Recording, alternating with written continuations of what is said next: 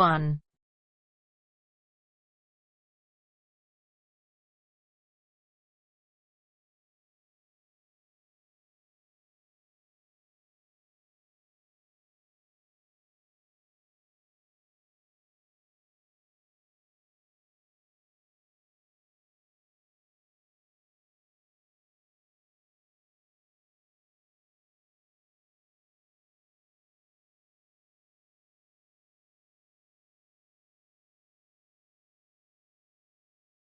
You will hear a number of different recordings, and you will have to answer questions on what you hear. There will be time for you to read the instructions and questions, and you will have a chance to check your work. All the recordings will be played once only. At the end of the test, you will be given 10 minutes to transfer your answers to an answer sheet.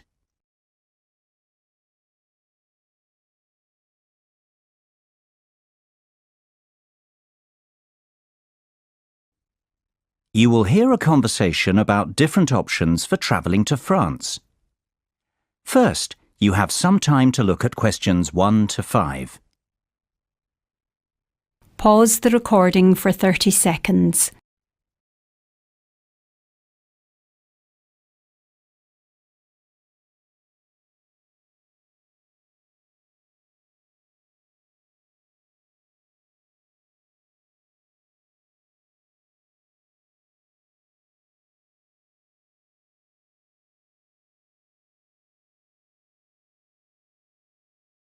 Now we shall begin. You should answer the questions as you listen, because you will not hear the recording a second time. Listen carefully and answer questions 1 to 5. Good morning. Hi, How can I help you? I'm looking for information about travelling to France. I'm studying in Nice next year and need to go there in September. I'm thinking of driving, so I guess it's either through the Channel or by ferry. I think the ferry's a lot slower, isn't it? Indeed it is. It takes around 9 hours from London to Paris, including the overland bits. And usually it's more expensive too, unless you book well ahead of time. Then sometimes the ferry's more affordable. How much does it cost?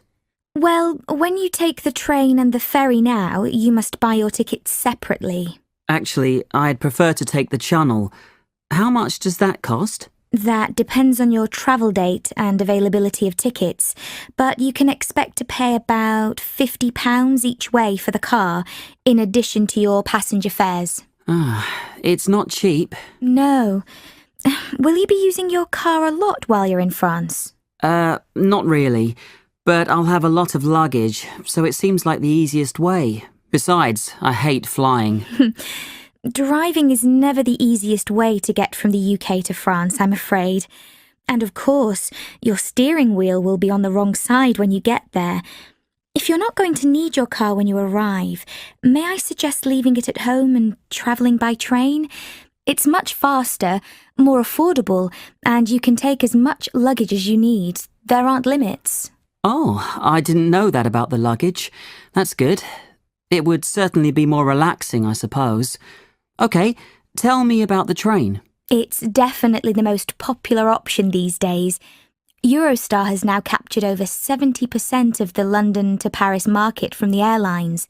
And maybe this has something to do with the fact that 92.4% of Eurostar trains run on time, against just 65% of flights on the same routes. From central London to central Paris, Eurostar is faster than flying as well. And the Eurostar is what exactly? A train company? Oh, sorry.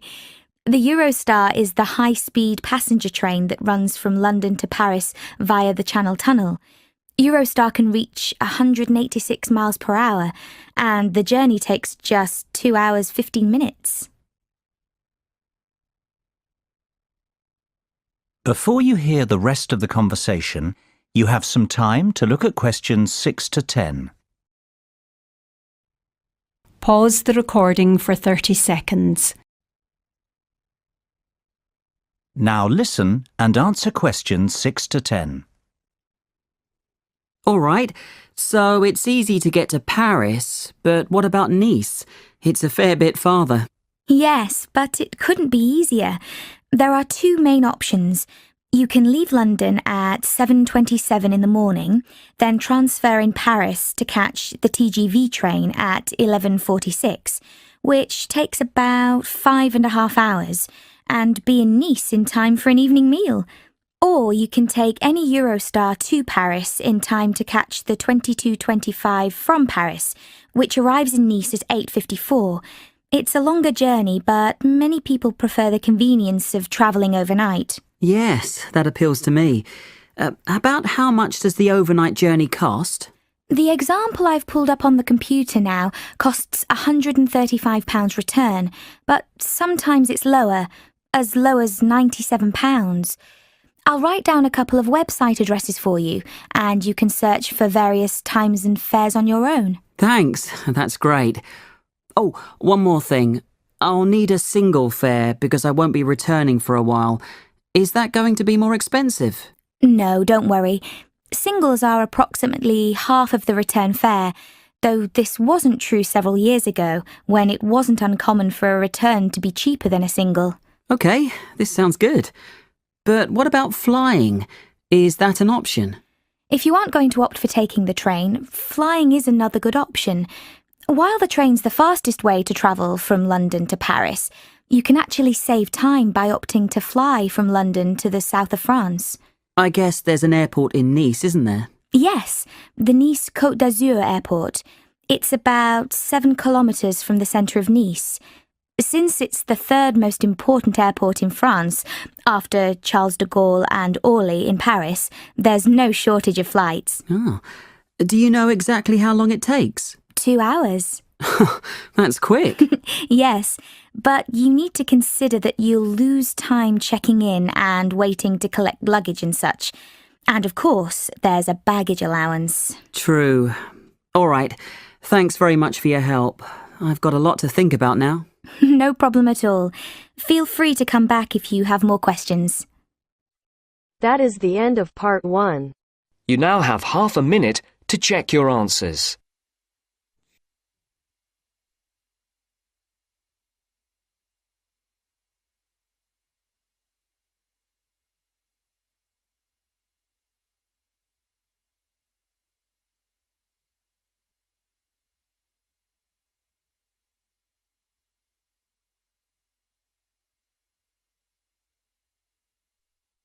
Now turns to part 2. Part 2. You will now hear a guide talking about an architectural development in the city of Birmingham. First, you have some time to look at questions 11 to 15. Pause the recording for 30 seconds. Now listen carefully and answer questions 11 to 15.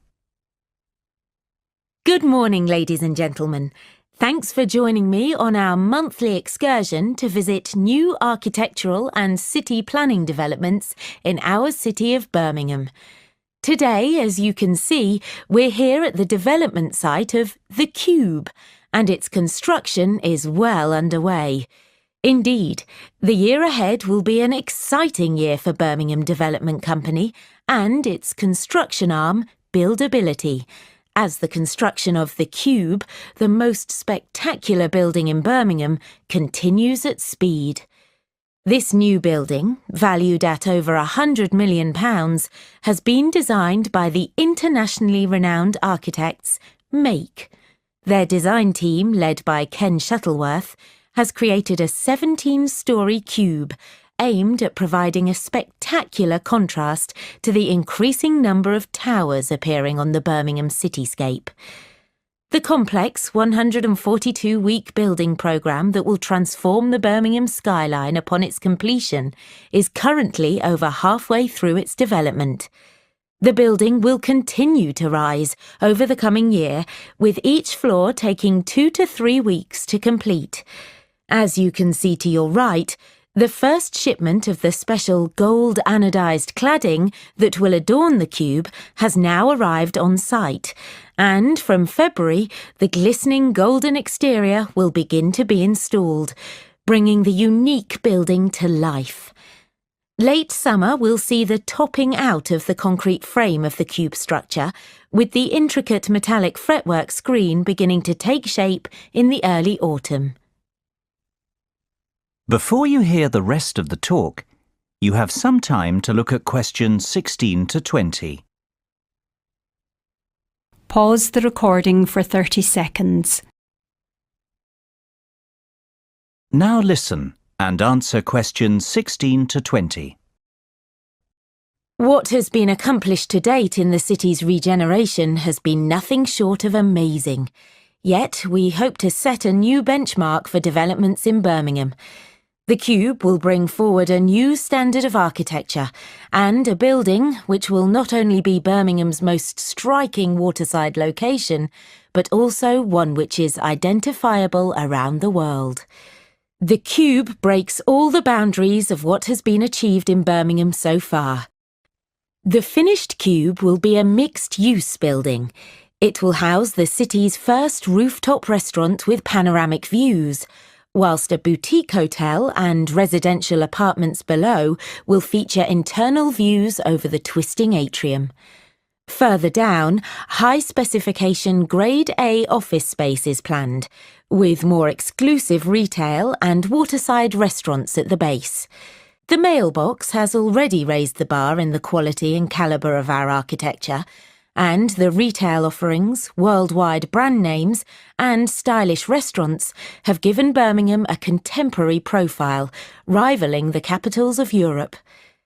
From the outset, the Cube's design team sought to create a new landmark building for Birmingham, which fits into its context and which draws people in. Lined with coloured glass and with an exterior clad in shimmering metal fretwork, the cube has visible links to Birmingham's heritage in engineering and jewellery manufacture. It was essential that the building created a strong visual presence, immediately identifiable as a gateway to the canal and city centre area to the north. Our city is a city of the future, and as a futuristic building with phenomenal foresight in style and design, the cube is indicative of our plans in how we see Birmingham developing. The cube will help to elevate us onto a global stage. Now, let's go and have a look at the progress of the entrance gateway. That is the end of part 2. You now have half a minute to check your answers.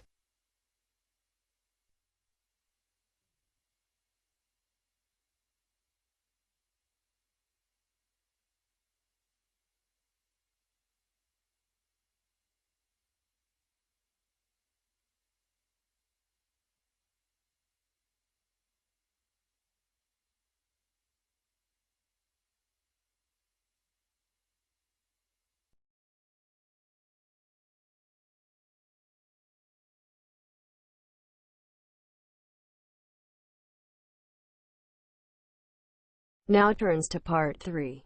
Part 3.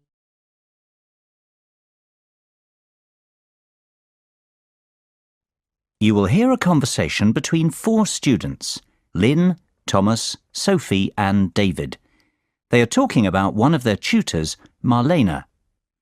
First, you have some time to look at questions 21 to 25. Pause the recording for 30 seconds. Now listen carefully and answer questions 21 to 25. Thomas, let's not go to the lab. Let's just stay here in the student lounge and drink tea and review the chapter. You know we can't do that. We've a responsibility to turn up and make sure our tutor has understood the week's lectures. If we don't go, no one will ever even realise she's got the theories all muddled up. Oh, really? Sophie, it's awful. Marlena just opens her mouth and I'm confused. Really, Marlena's our tutor. Yeah, I gathered that. You lot have got no manners. I was in the middle of saying something. She'll say things that make no sense whatsoever, and I'm thinking I've misunderstood something, and I'm looking around the room, and everyone has these looks on their faces of... disbelief and merriment. Maybe you do, Thomas, but we're not all geniuses. Really, I'll be so worried that I've got it all wrong. Then people start asking questions, and by, we figure out that she's mixed something up. That's too bad. It's not a good situation at all. But surely you're exaggerating a bit, Lynn. No, it's awful. I don't know how she got through her undergraduate studies, much less got accepted as a postgrad here.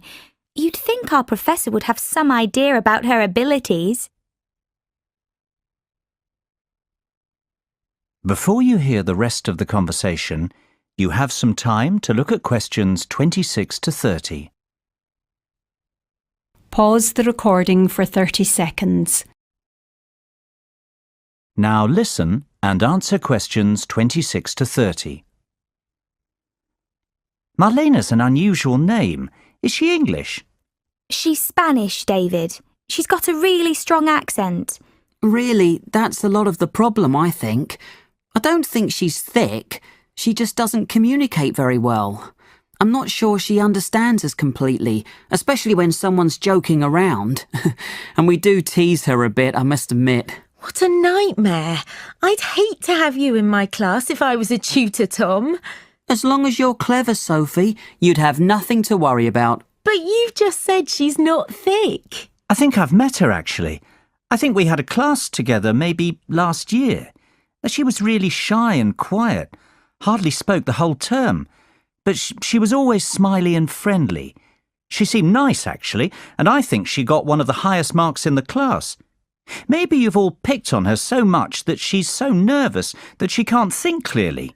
Ever think of that? But we don't need to babysit. We need help. It's a difficult subject. Has anyone ever gone up and asked her for help individually? Yes, actually, I have. I couldn't understand one of the formulas in the first chapter. The theory about why it worked just made no sense to me. So I went and asked her about it, and she cleared it right up. She was very helpful. She's not thick, I already said that. She's just so much fun to torment, right? Yep, that's it. Lynn, if you're having trouble with something, why don't you make an appointment to meet with her individually and see if she can help you that way? Maybe you'd see a different side of her. I reckon she just hates getting up in front of the class, and I can hardly blame her. Yes, I could try that, I suppose. Guys, the tutors aren't old academics who've been teaching for 30 years. They're just like us, 2 years down the road if we're clever enough to continue with our education. I know I'd be mortified to get up in front of you lot, and I don't think I'll feel that differently in a couple of years' time. You know, we're far more experienced as students than they are as teachers. You're right, David. Really, it's more like one of our mates is trying to help us out. But you know, our mates aren't so frightened of us. Yeah, but you aren't so horrible to your mates, are you?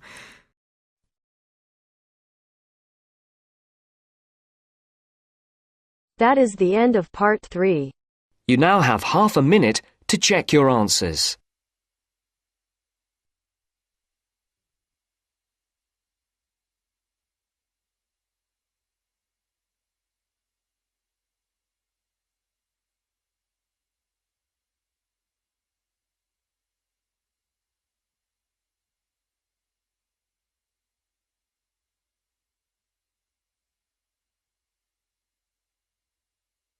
Now turns to part 4. Part 4.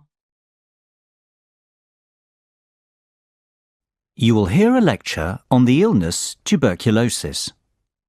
First, you have some time to look at questions 31 to 40.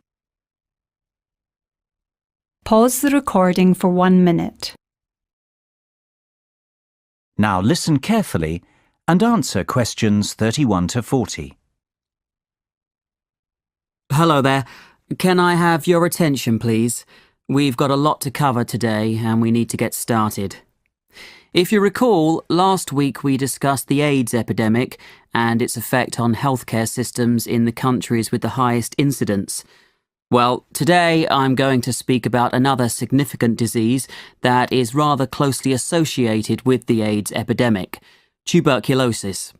In the UK, active tuberculosis, otherwise known as TB, was common in the 19th century, the old consumption of romantic novels.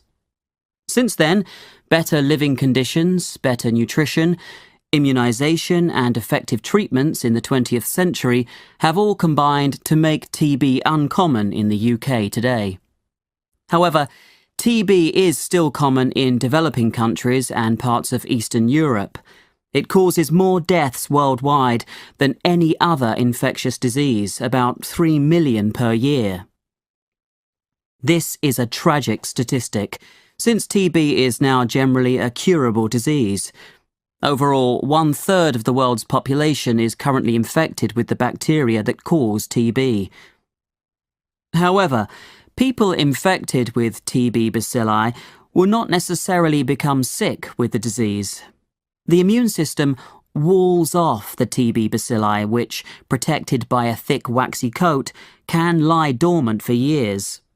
It's estimated that 5 to 10% of people who are infected with TB bacilli, but who are not infected with HIV, become sick or infectious at some time during their life. Left untreated, each person with active TB disease will infect on average between 10 and 15 people every year. There are certain risk factors that make certain people more likely to become ill with TB. When people's immune systems are weakened, their chances of becoming sick are greater, for example, due to HIV infection, immune-suppressing treatment, or alcohol or drug addiction. Age is also a factor, with babies, young children, and the elderly being most susceptible. In addition, poor nutrition and lack of vitamin D are linked to TB. Finally, TB is more common in certain environments, such as among homeless people, among prisoners, in large cities, and in more impoverished areas. Until 50 years ago, there were no medicines to cure TB. Finding medicines to cure TB was a tremendous breakthrough. But now, strains that are resistant to a single drug have been documented in every country surveyed. What's more, strains of TB resistant to all major anti-TB drugs have emerged. Drug-resistant TB is caused by inconsistent or partial treatment, when patients do not take all their medicines regularly for the required period, because they start to feel better, because doctors and health workers prescribe the wrong treatment regimens, or because the drug supply is unreliable. A particularly dangerous form of drug-resistant TB is multi-drug-resistant TB, abbreviated as MDR-TB, which is defined as the disease caused by TB bacilli resistant to at least the two most powerful anti-TB drugs. Rates of MDR-TB are high in some countries, especially in the former Soviet Union, and threaten TB control efforts. While drug-resistant TB is generally treatable, it requires extensive chemotherapy, up to 2 years of treatment, with second-line anti-TB drugs. These second-line drugs are more costly than first-line drugs and produce adverse drug reactions that are more severe, though still manageable. The recent emergence of extensively drug-resistant TB, called XDR-TB, particularly in settings where many TB patients are also infected with HIV, poses a serious threat to TB control, and confirms the urgent need to strengthen basic TB control and to apply the new WHO guidelines for the management of drug-resistant TB. That is the end of part 4. You now have half a minute to check your answers.